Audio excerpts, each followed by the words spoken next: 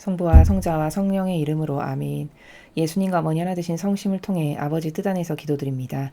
사랑하는 하느님 아버지, 저희가 듣겠습니다. 말씀하여 주시옵소서. 또한 아버지께서 가르쳐 주시는 이 신적인 질서와 진리의 다양한 나라들에 대해서 올바르게 알아듣고 똑바로 반영할 수 있는 은총으로 저희들과 이 강의를 듣는 아버지께 속한 자녀들을 축복하여 주시옵소서. 이 모든 기도 우리 주 예수 그리스도의 이름으로 기도드리나이다. 아멘. 성부와 성자와 성령의 이름으로 아멘. 안녕하십니까. 하나님의 뜻 성교의 피아수녀입니다. 오늘도 성경 말씀을 통해서 아버지께서 말씀하시는 그 정신세계의 나라는 어떠한 나라인가에 대해서 여러분들과 함께 학습해 보도록 하겠습니다. 2021년 7월 27일 연중 제17주간 화요일입니다. 제1독서 탈출기 33장 7절에서 11절, 34장 5절에서 9절, 28절까지의 말씀입니다. 그 무렵 모세는 천막을 챙겨 진영 밖으로 나가 진영에서 멀리 떨어진 곳에 그것을 치곤 하였다. 모세는 그것을 만남의 천막이라 불렀다. 주님을 찾을 일이 생기면 누구든지 진영 밖에 있는 만남의 천막으로 갔다.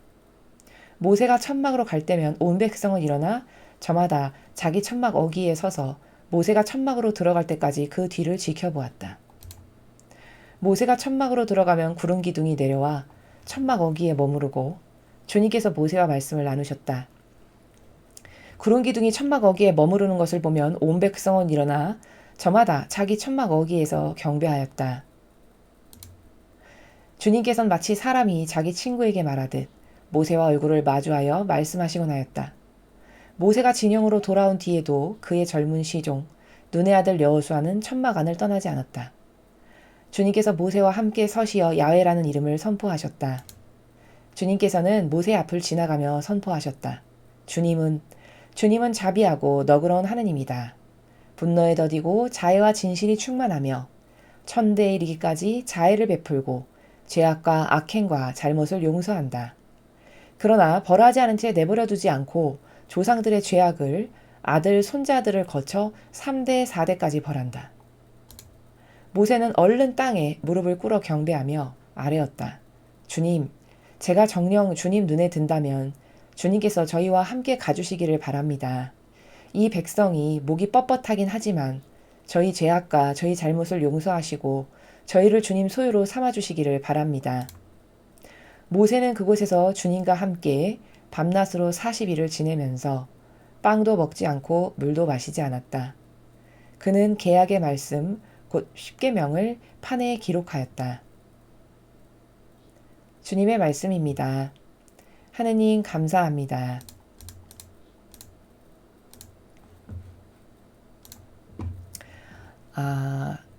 오늘 탈출기의 내용은 이제 그 모세가 하느님을 만나 배웠고 보고를 드리고 말씀을 드리고 모든 것을 이렇게 행했던 그 충직한 모세의 모습을 우리가 지금 살펴보았습니다. 자, 오늘 이 탈출기 일독서에서 전해주는 전체 내용은 어떤 내용일까요? 예, 바로 오늘날 우리가 성체조배라고 이야기하는 그 성체조배의 기원이 바로 오늘 여러분께서 지금 저와 함께 읽으신 이 탈출기의 내용입니다. 모세가 아버지의 얼굴을 마주 대하고 마치 사람이 친구에게 이렇게 이야기하듯 얼굴을 마주하면서 말씀하시곤 하였다라고 하는 바로 이 나라가 이 말씀이 우리가 하느님께 또 예수님과 어머니를 만나 배웠고 말씀을 드리고 친교를 나누고 교감을 갖고 하는 성체조배와 똑같은 행간임을 여러분도 확인하실 수가 있으시죠. 자, 그런데 이런 그 성체조배로 주님을 뵙는 이 시대는 이제 그 주님을 만나 뵙는 공간을 따로 모세가 만들었죠. 그걸 이제 만남의 천막이라고 이렇게 이름을 불렀죠. 그래서 아버지를 만나러 갈 때는 그렇게 경건하고 독립적인 그 장소와 공간을 하나 만들어서 그곳에서 아버지를 배울 수 있는 어떤 이런 독립적 공간을 만들었다는 것. 오늘날 우리가 그래서 성체조배를 할 때 그 조용한 곳에서 하느님을, 예수님을, 어머니를 만나 배우는 이런 기도를 하죠. 똑같이 그 근원을, 기원을 우리가 오늘 지금 여기서 볼 수 있는 거라는 거죠. 자, 그런데 여기서 하나 우리가 좀 주의 깊게 봐야 할 것은, 이렇게 모세가 주님을 뵈러 천막으로 들어가면은 구름 기둥이 내려와서 천막 어귀에 머무르고 주님께서 모세와 말씀을 나누셨다, 이렇게 전합니다. 여기서 발견할 수 있는 관점이 있는데요. 그건 뭐냐면요. 왜 모세가 천막으로 들어가서 주님을 배울 때마다 이렇게 구름 기둥이 딱 막아서 가려줬을까? 이게 뭐냐면요. 거룩한 것은 이렇게 가리는 거라는 겁니다. 여기서 발견하는 원리가. 거룩한 것은 이렇게 막 훤히 드러나고 겉으로 이렇게 밝혀지고 이렇게 하지 않죠. 여기뿐만 아니라 구약의 많은 부분을 보면 다 이렇게 가립니다. 하느님과 관련된 거룩한 것, 귀한 것, 이런 것은 이렇게 가린단 말이죠. 그래서 구름을 내리셔서 천막 어귀에 이렇게 머무르게 하셨다는 거는 거룩하신 그분께서 지금 오셨으니까, 그래서 거룩하신 아버지를 지금 주님의 일꾼이 배웁고 있으니 그 거룩한 것에 감히 어떤 인간적인 것이 끼어들거나 모욕을 들이지 못하게 하기 위해서 구름 기둥으로 거룩한 것을 이렇게 가리셨다는 원리를 발견할 수 있다는 겁니다. 그래서 이거랑 같은 관점이요. 신약에도 나오는데요. 어디에 나오냐면은 그 예수님께서 그 3명의 제자만 데리고 그 변모 사건 때 이렇게 산으로 오르시죠. 근데 이제 새하얗게 변화하시면서 모세와 엘리야와 이야기를 나누시는 것을 이렇게 제자들이 보게 되잖아요.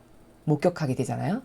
근데 그때 베드로 사도가 그 뭔지도 모르고, 주님, 여기다 집을 져가지고 제가 하나는 엘리야께 드리고 하나는 모세께 드리고 하나는 주님께 드려서 여기서 같이 살았으면 좋겠습니다, 이런 말 하죠. 그랬더니 갑자기 구름이 내려와서 가렸다라고 성경에 이렇게 나오죠. 자, 그것도 무슨 원리냐면, 그 지금 주님이 변모하시는 거룩한 사건이 진행되고 있는데 거기 베드로 사도가 뭔지도 모르고 자아에서 발로된 인간적 자기 의견을 확 내뱉어 버린 거거든요. 그게 이론적인 행간의 나라에서, 자연법에서는 예수님을 위하는 말처럼 들리죠. 물론 사랑하고 공경하는 예수님이 여기서 편안하고 안락하게 지내셨으면 좋겠다라는, 물론 사랑의 표현입니다. 근데 본질의 나라에서는요, 그 인간적인 자신의 기호와 경향에서 나오는 그 말이 이 거룩한 것에 흠집을 내고 기스를 가게 만들어요. 인간적인 건 다 신적인 것에 정반대되는 것들이거든요. 그래서 그 거룩한 것에 어울리지 않고 감히 낄 수 없다 하셔서 아버지께서 구름으로 확 그 순간 덮어버리는, 그래서 분리시켜버리시는 그 인간적인 것과 예수님의 그 거룩하신 변모 사건을, 요게 등장하는 것을 여러분 복음을 많이 읽으셨으면 아시죠? 그것도 바로 무슨 원리냐? 오늘 여기서 모세가 천막에 들어가서 아버지를 만나 뵈올 때마다 구름 기둥이 이렇게 가려워가지고 분리시켰다라는 이 내용과 똑같은 관점의 나라입니다. 그것도 그 예수님의 변모 사건 때 일어났던 그 구름 기둥이 내려와서 가려버렸다는 내용도 그 인간적인 베드로 사도의 말이 감히 거룩한 것에 끼어들기 합당치 않다 해서 그 순간 구름으로 확 가려버리시는 거예요. 그래서 이렇게 거룩한 것은 어떤 하느님의 존귀한 것, 이런 것은 이렇게 가리는 거다. 그 거룩함을 욕되게, 욕보이게 해드리지 않기 위해서. 그 원리를 오늘 여기서도, 그리고 그 복음에서도 볼 수 있다라고 말씀을 드렸습니다. 그리고 또 하나 보면은 아버지께서 아버지가 어떤 분이신지를 모세 앞에서 밝히시는데, 자비하고 너그러운 하느님이다. 분노에 더디고 자애와 진실이 충만하며 천대에 이르기까지 자애를 베푸시는, 이 정도로 자비하신 아버지라고 하시죠.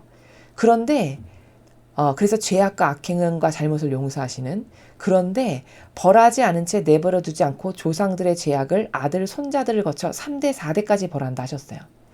그러면 이 행간의 나라는 어떤 거냐면요, 어떤 모든 죄가 다 그런 건 아닌데 어떠한 죄는요, 잘못했습니다 하면 용서는 해주시지만 그 잘못의 죄악을 아들 손자까지 3대 4대에 걸쳐서 벌하는 죄도 있다라는 것을 말씀하시는 나라입니다.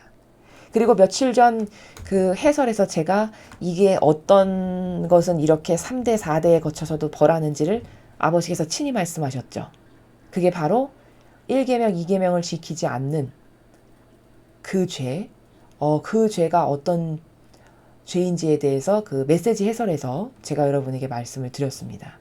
그 내용을 참고하시면 되겠습니다. 그래서 죄에 따라 다 다르지만 어떤 죄는 용서는 하시되 그 죄악이 맺은 열매로 미친 영향, 그 영향을 3대, 4대까지도 벌해서 갚으라고 하시는 죄도 있다. 이렇게 무서운 죄도 있다라는 거. 이것을 여기서 말씀을 드릴 수 있습니다. 자, 그 다음에 오늘 주신 복음 말씀 함께 보시겠습니다. 마태오복음 13장 36절에서 43절까지 말씀입니다. 주님 영광 받으소서. 그때 예수님께서 군중을 떠나 집으로 가셨다. 그러자 제자들이 그분께 다가와 밭의 가라지 비유를 저희에게 설명해 주십시오 하고 청하였다. 예수님께서 이렇게 이르셨다. 좋은 씨를 뿌리는 이는 사람의 아들이고 밭은 세상이다. 그리고 좋은 씨는 하늘나라의 자녀들이고 가라지들은 악한 자의 자녀들이며 가라지를 뿌린 원수는 악마다. 그리고 수확되는 세상 종말이고 일꾼들은 천사들이다. 그러므로 가라지를 거두어 불에 태우듯이 세상 종말에도 그렇게 될 것이다. 사람의 아들이 자기 천사들을 보낼 터인데 그들은 그의 나라에서 남을 죄짓게 하는 모든 자들과 불의를 저지르는 자들을 거두어 불구덩이에 던져버릴 것이다. 그러면 그들은 거기서 울며 이를 갈 것이다. 그때 의인들은 아버지 나라에서 해처럼 빛날 것이다. 귀 있는 사람은 들어라. 주님의 말씀입니다. 그리스도님 찬미합니다.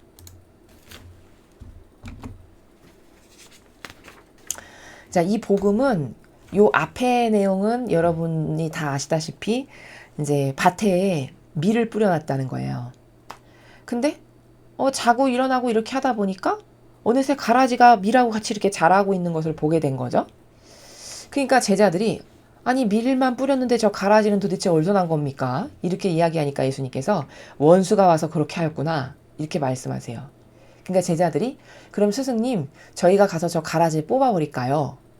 이렇게 말씀을 드리니까 예수님께서 그때 뭐라고 답변하셨냐면 놔둬라. 내가 세상 종말에 마지막 때에 밀을 이렇게 내 열매를 잘 맺은 밀을 다 거두어서 내 곳간에다 거두어 드리고 그리고 가라지는 그때 불구덩이에 집어 던질 거다. 그러니까 그냥 놔둬라. 이렇게 말씀을 하시는 내용이 요 앞에 등장하거든요. 그때 이제 그 말씀을 듣고 제자들이 그게 무슨 뜻입니까? 풀이해 주십시오. 라고 말씀드리는 내용이에요. 그 내용에 이어지는. 그러니까 지금 그 비유를 설명 좀 해 주십시오. 이렇게 청했죠. 제자들이. 그랬더니 예수님께서 이제 하나하나 설명을 하십니다. 좋은 씨를 뿌리는 이는 사람의 아들. 그러니까 예수님께서는 이렇게 씨 뿌리시는 분인 거죠. 좋은 씨를 뿌리시는 분입니다. 그리고 그 씨가 뿌려지는 곳이 있잖아요. 그 밭. 그거는 세상이에요. 그러니까 예수님은 세상에서 좋은 씨를 이렇게 뿌리고 다니신 거죠. 그리고 그 좋은 씨는 하늘나라의 자녀고 가라지는 악한 자의 자녀. 즉 좋은 씨는 하느님께 속한 자녀고 가라지는 마귀에게 속한 자녀. 이렇게 이해하면 되죠. 근데 그 가라지를 그럼 누가 뿌렸냐? 그거는 마귀가 와서 그렇게 하고 간 거다. 그리고 수확 때까지 내버려 둬라 하셨죠? 그 수확 때는 세상 종말의 때. 종말이 오면 그때 돼서야 내가 수확을 할 거다. 그러니까 그냥 지금 놔둬라 이렇게 말씀하시잖아요. 괜히 그거 뽑다가 밀까지 다칠라 이렇게 말씀하셨어요. 그럼 종말 때 가면은 그때 가서 구분을 딱 하셔가지고 이건 지옥 갈 거, 이건 천국 갈 거 이렇게 하신다는 말씀이죠. 그리고 그것을 수행하는 일꾼은 천사다 말씀을 하십니다. 자, 그래서 가라지를 걷어서 불구덩이에 태워버리듯이 지옥에 던져버리는 처지가 되는 거죠. 그렇게 하듯이 세상 종말에도 그렇게 될 건데 사람의 아들이 자기 천사들을 보낼 터인데 자, 일꾼이 천사라고 하셨죠. 일꾼인 천사를 보낼 터인데 그들은 그의 나라에서 남을 죄짓게 하는 모든 자들과 불의를 저지르는 자들을 거두어 불구덩이에 던져버릴 것이다. 자, 오늘의 핵심. 불구덩이에 즉 지옥에 던져질 두 종류의 영혼이 있는데, 하나는 남을 죄짓게 하는 자, 또 한 부류는 불의를 저지르는 자. 이 두 부류가 지옥 불구덩이에 던져버릴 부류라는 거예요. 자, 그러면 여러분, 남을 죄짓게 하는 자와 불의를 저지르는 자가 누굴까요? 어떤 불의를 두고 하신 말씀일까요? 여러분, 남을 죄짓게 하는 자는 어떻게 해서 남을 죄짓게 합니까? 잘못된 것을 가르치면 되죠. 그러니까 성경에 반하는 것을 계속 가르치면 한 사람의 사고방식이 마귀화돼서 그 사람이 마귀의 기준만을 따르고 일평생 살다가 결국 죽고 나면 마귀랑 아주 친하게 하나 되었기 때문에 지옥에 갈 수밖에 없는, 그럼 그게 바로 남을 죄짓게 하는 자죠. 즉 올바르게 전하고 가르쳐야 될 의무가 있는데 그것을 똑바로 수행하지 못하고 오히려 마귀의 것을 전하고 가르치면 그게 곧 남을 죄짓게 하는 자다, 이 말씀이죠. 그렇게 해서 그의 사고방식이 완전히 변질됐다. 그러면 언제 변질됐는지도 모르게 신앙고낭 무의식적 인식으로 그렇게 마귀의 습성을 스펀지처럼 빨아들여서 나도 모르게 마귀랑 일평생 하나 되고 살았다. 그러면 마지막 종말 때 예수님께서 이건 철저히 병든 가라지군 하셔서 지옥불에 확 던지신다는 거죠. 또 불의를 저지르는 자들. 불의를 저지른다. 어떤 불의를 저질까요? 이거 세상에서 불의를 저지르는 자들만 말씀하시는 걸까요? 사실 세상에서 불의를 저지르는 것도 악하지만 그것보다 더 악독하고 교묘하고 역겨운 마귀는 뭐죠? 교회 안에서 하느님의 이름을 팔아다가 나는 주님의 일꾼입니다 했는데 예수님께서 행하신 것과 행하는 게 달라. 그게 불의를 저지르는 겁니다. 예수님이 행하시는 것만 공정과 정의예요. 그분만이 모범이에요. 그러니까 그분이 행하신 것 똑같이 따라서 행하면 공정과 정의로 아버지의 뜻을 행하는 게 될 텐데, 그분이 행하신 그 모범만이 공정과 정의인데 그것에 반하는 모든 것은 불공정과 불정의, 즉 불의예요. 불의. 그러니까 예수님의 모범과 다른 삶을 사는 모든 주님의 자원한 봉사자들이 다 불의를 저지르는 자들이라는 겁니다. 이 두 부류를 거두어서 마지막 날에 불구덩이에 던져버리신대요. 그러니까 사실 제일 지옥에 가기 쉬운 사람은 뭐냐? 누구냐? 하느님의 일꾼입니다. 하느님의 일꾼이 충직한 도구요, 종이요, 매개체의 역할을 못하잖아요. 그래서 내 뜻으로 내 거 남에게 전하고, 버젓이 성경이 있는데 진실과 사실이 이렇게 존재하는지도 불구하고 성경 아니고 내 거, 내 뜻, 내 기호, 그리고 이 교회가 제도와 전통으로 행사 맨날 전하고 가르치고, 이게 다 남을 죄짓게 하는 죄죠. 이걸 누가 하냐? 종교 지도자들이 한다는 거예요. 불의도 우리가 생각했을 땐 세상에 어떤 정치인이나 나쁜 사람들만 불의를 저지르는 것 같죠. 그것보다 더 사악하고 악독한 것은 그들은 드러나기라도 하죠. 하느님의 일꾼입니다라고 해서 자처해서 주님의 집에 왔는데 거기서 불의를 저지르는 것은 하느님의 이름을 팔아다가 한 것이기 때문에 이건 더 괘씸죄에 해당하겠죠. 왜? 남이 다 착하다라고 바라보는 프레임 안에서 속인 거잖아요. 그러니까 더 괘씸죄에 해당한다는 거죠. 그러니까 이런 불의를 저지르는 예수님의 공정과 정의의 모범과 달라. 그게 다 불의죠. 그러면 그들은 다 어디에 간다? 불구덩이에 집어 던지신대요. 그러면 그들은 거기서 울며 이를 갈 것이다. 자, 울며 이를 갈 것이다가 또한 힌트인데, 자, 울며 이를 가는 행위는 왜 할까요? 억울할 때 하는 거죠. 그렇죠. 아니, 너의 죄가 이거다 해서 파노라마처럼 쫙 펼쳐주셨어요. 아버지께서 심판대 앞에 갔는데. 근데 보통 사람 같으면은 아, 그렇구나. 내가 저때 저런 거 잘못했고 이런 거 잘못했고 그렇구나. 할 말이 없어서 그냥 수긍하고 인정하고 가야 할 곳으로 가겠죠. 근데 불구덩이에 집어 던져져서 이를 간다는 거는 그때 불구덩이에 집어 던져질 때 억울해 라고 하면서 이를 바득바득 갈게 된다는 거잖아요. 그럼 왜 억울하다는 생각을 하게 될까? 속았기 때문에. 그쵸? 속았기 때문에 일을 바득바득 간다는 거예요. 다시 말하면 이교도의 교회가 진짜 하느님의 뜻을 충직하게 잘 행하는 선하고 착하고 좋은 교회인 줄 알고 내가 일평생 거기에 하나 되고 협력하고 적극적으로 동조했는데 죽고 나서 심판탑에 딱 가봤더니 너 그때 이런 거 하나 되고 협력하고 동조한 게 마귀랑 하나 된 거니까 너는 지옥 갈 수밖에 없다. 이렇게 판결이 땅땅 내려졌어요. 그러면 억울할까요? 안 억울할까요? 억울하겠죠. 왜? 자기가 믿고 따랐던 거랑 다르잖아요. 자긴 여태 그게 진짜 선인 줄 알았는데. 근데 눈이 여기서는 그렇게 떠지지가 않아서 계속 속고 살았다가 결국은 죽고 나서 심판대 앞에 가서야 거기서는 눈이 다 떠질 수밖에 없잖아요. 왜? 그땐 육을 떠난 본질의 나라의 차원의 세계니까. 여긴 육에게 갇혀 있어서 그렇지만 한계성으로 그때가 되면 육을 떠났으니까 이제 모든 것이 다 열려서 볼 수 있는 영혼의 상태거든요. 그러니까 가려지는 것도 없고 숨길 수도 없어요. 그럼 그 상태에서 쫙 펼쳐 보이신다. 그럼 더 이상 빼도 박도 못하는. 근데 보니까 내가 진짜 착하다라고 생각하는데 나는 그럼 일평생 속았네? 해서 분해서 울며 이를 간다는 거예요. 그럼 울며 이를 가는 이 속아서 이를 간다라고 하는 이들은 누굴까요? 아무것도 모르고 하나 된 성도들이겠죠.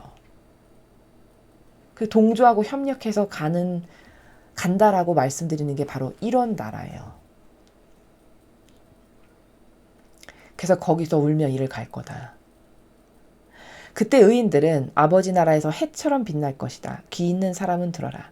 자, 그럼 의인만 천상에 간다는 거잖아요. 아버지 나라에서 해처럼 빛난다는 건. 그럼 의인은 어떤 사람입니까? 자기 배제를 하면서 살아가는 사람이 의인이죠. 왜? 의인은 희생과 고통을 사랑으로 받아들이는 사람들이니까요. 즉 자기 배제를 한 사람들. 하느님의 뜻만을 행하기 위해서 나에게 어떤 고통과 희생과 박해가 다가와도 기쁨으로 영예로 여겼던 사람들. 이 사람들이 다 의인이죠. 그런 사람들이 아버지 나라에 들어간다는 겁니다. 그리고 거기서 해처럼 빛나게 될 것이다. 이렇게 말씀을 해주시는 그러한 나라입니다. 자, 오늘 복음에서는요. 과연 남을 죄짓게 하는 자들과 불의를 저지르는 자가 누군가, 그 세력이 누군가, 이걸 아는 게 핵심 키포인트입니다. 그리고 일독서에서는 모세가 하느님을 지금 만나 배우는 것을 우리들에게 전해주고 있는데 이게 바로 오늘날 우리가 행하는 성체조배의 근원이고 기원이구나.